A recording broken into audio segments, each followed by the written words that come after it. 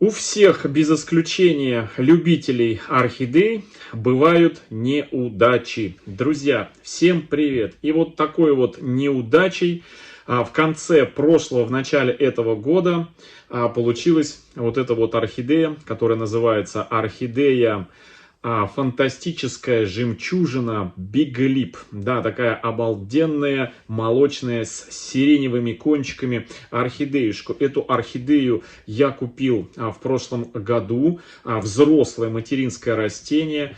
У одного из тайваньских садовников, который брал из меристемы этой орхидеи, ну, из кончиков цветоносов, из кончиков растущих корней и других тканей этой орхидеи, клетки и, соответственно, делал клоны из этой орхидеи. Эта орхидея по всему ее виду, когда мы ее распаковывали, у нее есть отдельный плейлист с самого первого видео, где мы ее распаковываем, в каком она была состоянии. Ну, естественно, продавец наш российский эту орхидею показывал, я видел, как она выглядит. Продавец, мягко говоря, предлагал мне за нее как бы вернуть средства и не продавать ее. Но я все-таки решил, говорит, давай, с кем не была, попробуем ее вернуть к жизни. Были у нее проблемы, и пятна на листьях, и пожеванные такие вот клещами, насекомыми, вредителями, прям вот листики, это раз. Плюс у нее были разного рода пятна. Ну, на мой взгляд, это следы от сажистого грибка, который поселился на этой орхидее после того, как над ней поработали различного рода насекомые вредители. Обычно, когда там, где на поверхности они делают прокусы, сосут, высасывают сок, и потом на этих местах очень хорошо поселяется грибок. А с учетом того, что практически в тайваньских оранжереях орхидей, из которых берут клетки тканей для того, чтобы делать клоны, ну, растут и живут не в особо, скажем, комфортных условиях, а практически на улице под открытым небом, то они подвергаются различным нападениям не только насекомых, но и различных вирусов, бактерий и грибков в том числе. И на вопрос одной из зрительниц, которая посетила такую оранжерею, а что же у вас так орхидеи находятся в таком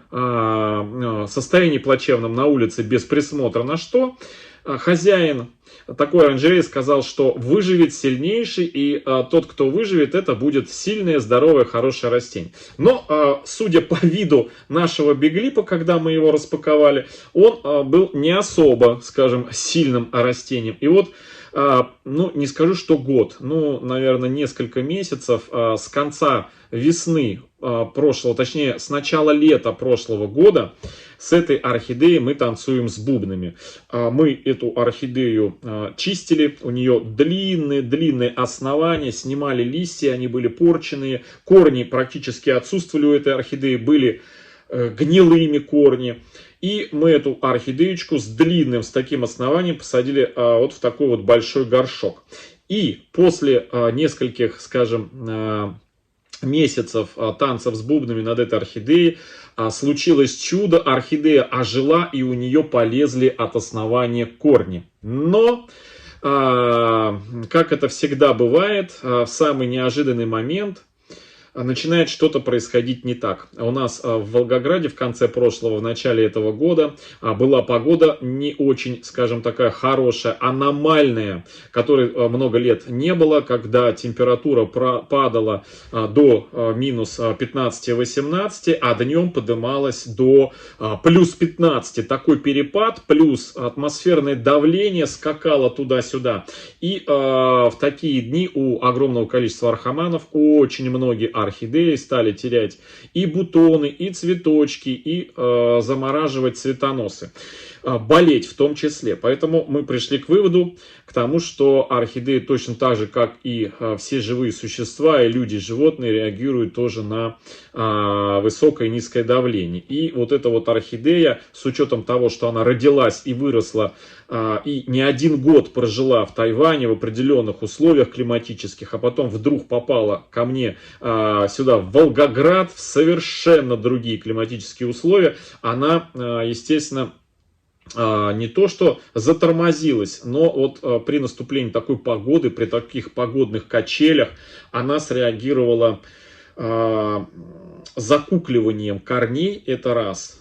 И второе, она начала, скажем так, отсушивать, ну не отсушивать, а выпущенный цветонос, некоторые бутончики, которые вот-вот должны были начать формироваться и распускаться, они стали желтеть. Поэтому я принял решение этой орхидеи срезать цветонос, чтобы она переключила свои силы на рост корней. И вот после этого, спустя буквально некоторое время, орхидея начала отсушивать вот эти вот листики, перенаправлять питательные вещества внутри себя на рост листьев. И вот один такой лист за это время вот успел вырасти. В одном из последних видео я вам ее показывал. Листик был совсем маленький.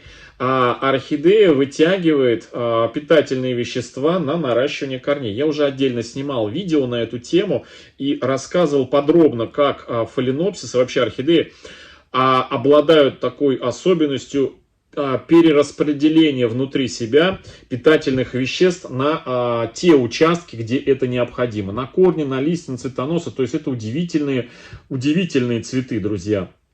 И это в связи с тем, что у нее, по всей вероятности, перестали работать корни, ну, ввиду того, что и воздушные корни, которые наросли, они закуклились. Поэтому и мы наблюдаем вот эту вот картину отсушки корней, отсушки листьев. И надо сказать, кстати, новый листик лезет абсолютно чистенький, в отличие вот от этих вот обглоданных, покоцанных листьев. Но самые страшные, конечно, уже отсохли, которые были с такими страшными пятнами. У меня такое, знаете, закралось подозрение, что эта орхидея еще и с вирусами внутри себя была. Ну, посмотрим, что будет с ней дальше. Сегодня я хочу вместе с вами ее отсюда, в общем-то, как бы достать, потому что уже такой большой тубус для наращивания корней ей уже не нужен. Почему? Потому что отсушивает корни, растет. Из последней почки она борется за жизнь.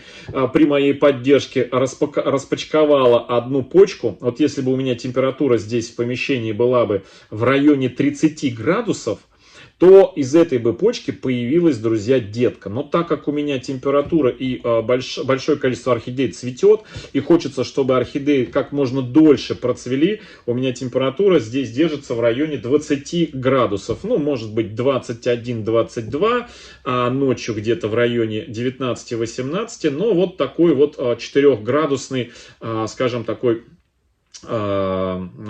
режим у орхидей 22-18. При такой температуре орхидеи очень долго цветут. Ну, в общем-то, что, давайте ее доставать отсюда. Сегодня мы ее с вами достанем, посмотрим, что у нее с корнями. Ну, и уже исходя из того, что мы там увидим, соответственно, будут наши дальнейшие действия. Так, ну, для начала я хотел, друзья, ее извлечь из этого горшка. Сперва я хотел вытащить отсюда вот этот мох, но сверху он сухой, снизу он влажноватый, и у меня не получится сверху снять, не повредив воздушные корни. Поэтому, так, один сухой корешок у нас тут имеется. Так, подождите, друзья, я возьму, забыл взять секаторы. Вот, секаторы, вот они, друзья, секаторы. Посмотрел сейчас на стол, на инструменты. Так, ну что, давайте доставать ее отсюда. Доставать будем ее вот таким макаром. Сейчас я вам ее покажу, как мы ее будем доставать. Опа. Вот так вот. Так. собака положила голову на мою ногу. И теперь вот она, чтобы я не ходил, не вставал больше. Хорошо. Так, ну что. И вообще у меня есть желание, конечно же, этот цветонос все-таки обрезать, чтобы она не тратила силы на его рост. Конечно, очень хочется посмотреть, как она цветет.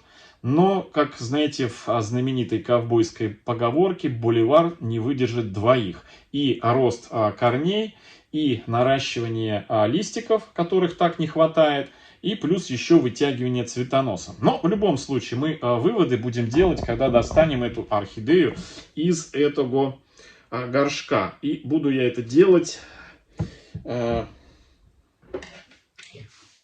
Так, Мася, давай вот ляжь нормально. Вот, Масюша, вот так. Все. Делать это буду вот таким макаром. Пропихивать ее палочкой. Опа, опа, опа, опа. Так, аккуратненько. Пошла? Пошла. Пошла, родимая, друзья, пошла.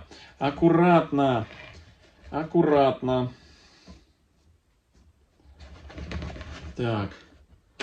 И в другие тоже дырочки мы ее везде пропихиваем.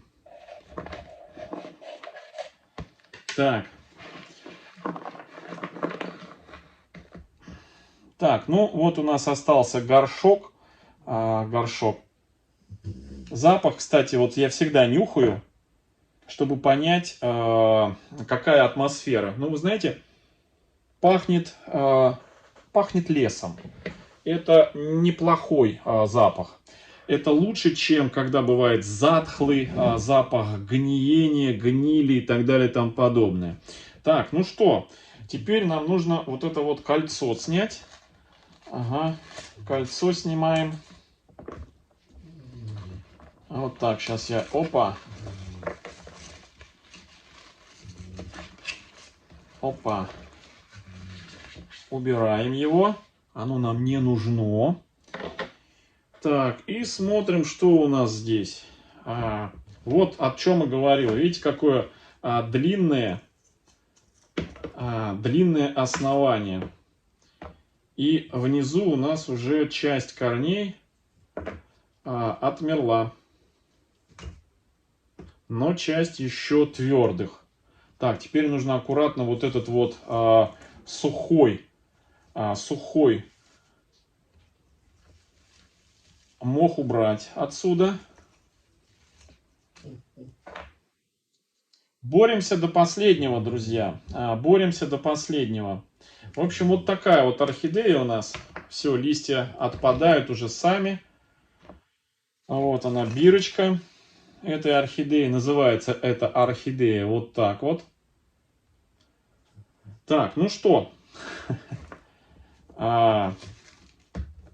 Посмотрим, что мы можем сделать с этой орхидеей сейчас с корнями. Так. Так.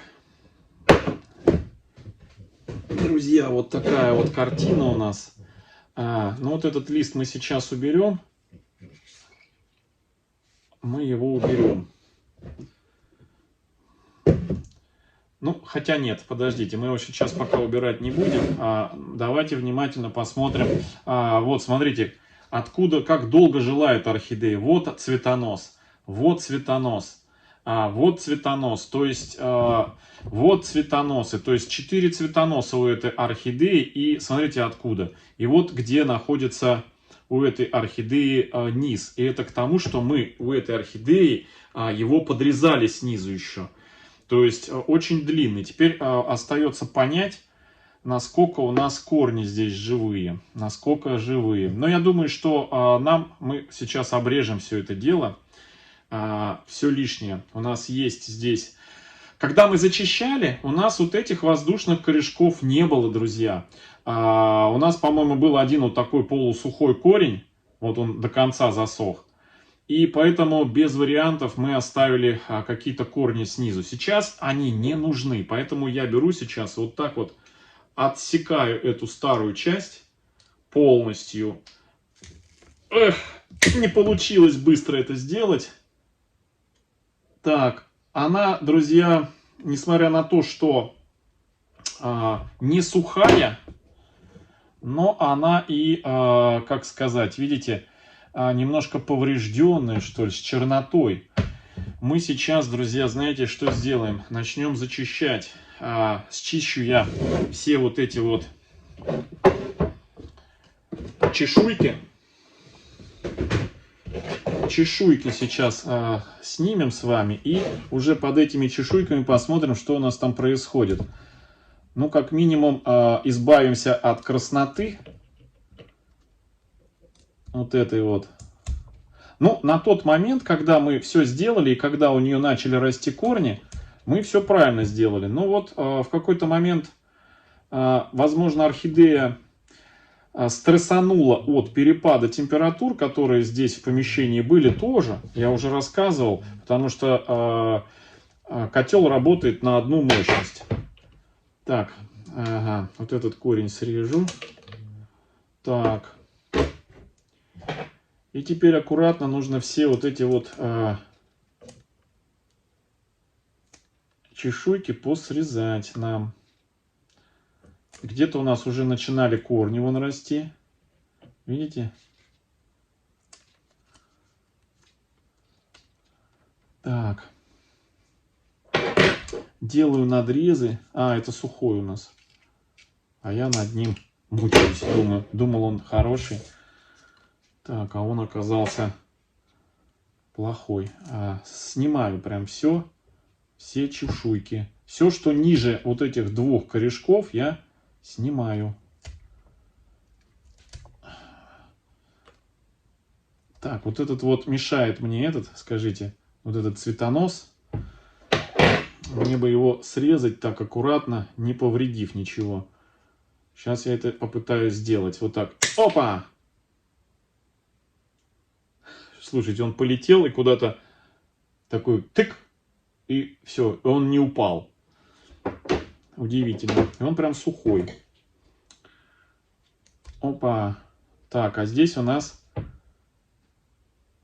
тоже хотел там у нас тут вообще, как бы, смотрите, друзья, кончик, типа детки, что ли, пытается вылезти. Острый кончик, но это не цветонос. Это друзья, похоже на детку. Так, вот здесь я срежу. Похоже что-то на детку. То есть орхидея борется до последнего и цветет. Прикорневая детка. Прикорневые детки, друзья, могут появляться при любой температуре. Так, ну что, вот как-то так вот. Так, ну я, наверное, еще вот здесь вот, друзья, черноту хочу срезать. Вот так вот. Резко надо срезать. Опа! Да.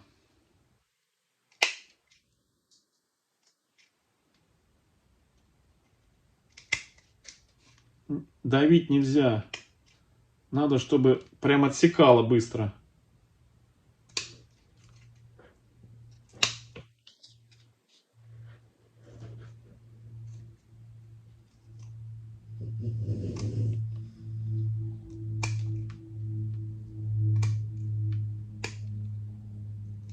Так, ну вот эту всю черноту я срезаю, видите? Так. Посмотрите, все почистил. Вот, осталось только вот некоторые черные моменты. Я сейчас вот эту еще чешуйку сниму вот с этой стороны, видите? Она просто как раз там, где два корешка вот этих вот. Я не хочу их повредить, поэтому буду обрывать их с каждой стороны по чуть-чуть. Так, ну вот так вот.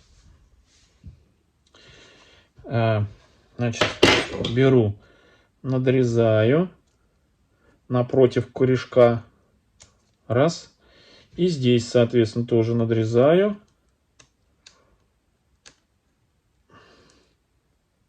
Вот так вот. И теперь начинаю снимать. Вот так, раз. Вот так, раз. Чтобы корешок не сломать. Это важный момент. Так.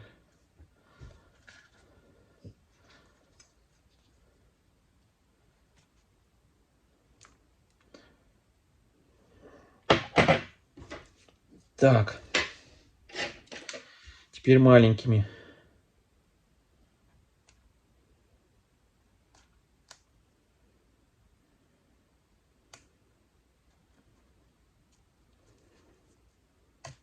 О, все. Зачистил.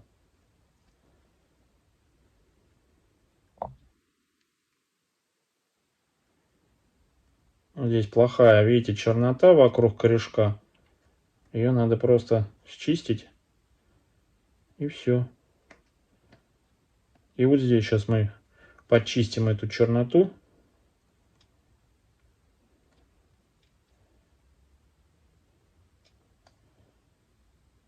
Так.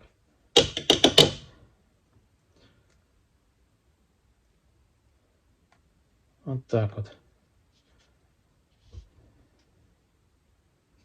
Надеюсь, вам видно все, и вы понимаете, что я делаю.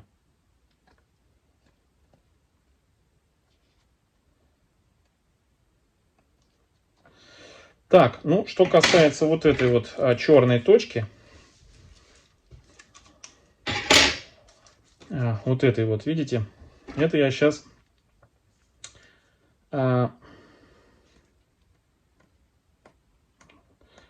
острым сошкаблю все.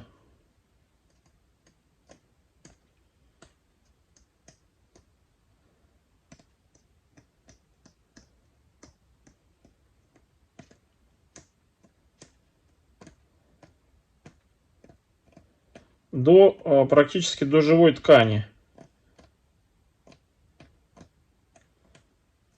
Так, ну все. В общем, как-то так, друзья, получилось.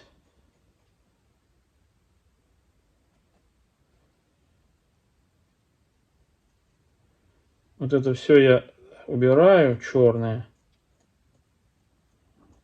И черное оно, и какое-то серое. Так, ну вот так. Вот. И, конечно же, я все-таки хочу снять вот этот лист, потому что он, ну, однозначно не нужен. Но он не то, что не нужен, а нам нужно вот туда до чистого долезть, до чистого дойти и открыть основание, посмотреть, что у нас тут на этом основании, и дать возможность, если вдруг там какие-то слабые корни, возможность расти новеньким корешкам. Так, вот до чистоты прям. Хоп, снимаю с одной стороны и снимаю, опа, с другой стороны. Аккуратненько корень. Так, обрезаю. И напротив корешка сверху вниз делаю надрез. Оп, чтобы снять и не повредить корень. Вот так вот. О, все, сняли мы. О, все, зачистили. Вот она. Вот она, видите, почка корневая. Будет корешок лезть отсюда. Ну и посмотрим заодно, что будет дальше. Так, ну что. К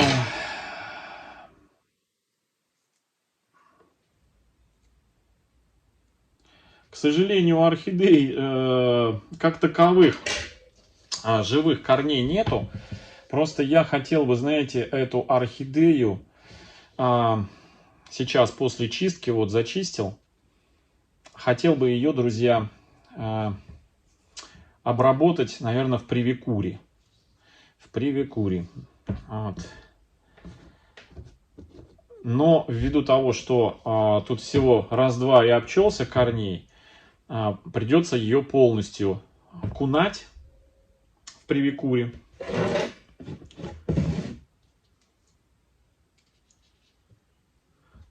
И насчет цветоноса, друзья. Я думаю, что цветонос все-таки нужно срезать, как бы, знаете, грустно бы не было, потому что все-таки у орхидеи, посмотрите, корней практически нету.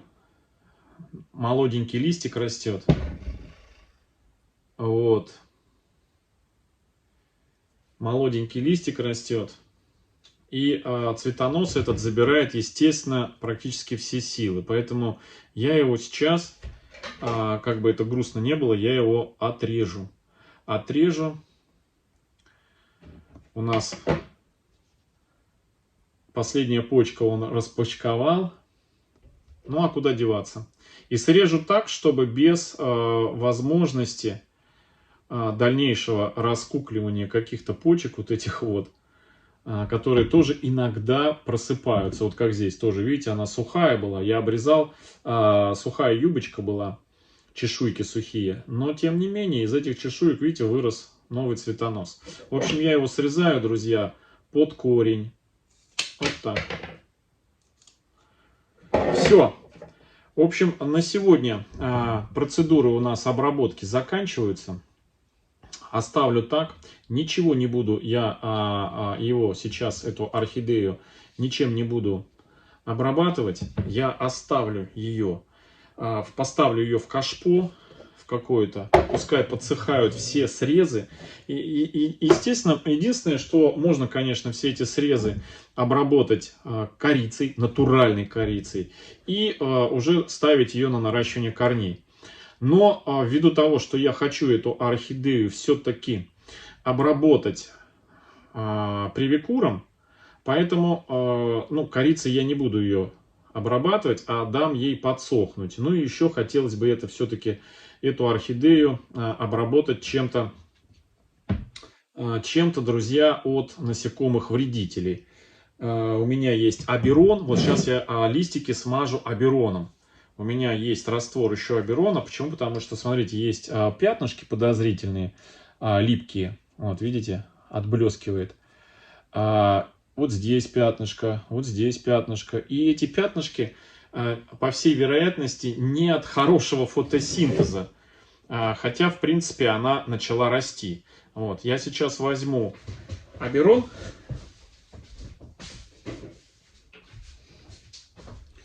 И абероном ей смажу. Вот у меня здесь аберон. И абероном смажу ей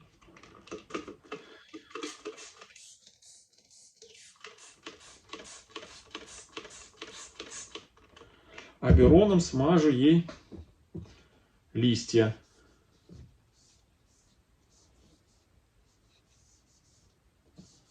Таким образом постараюсь защитить ее от насекомых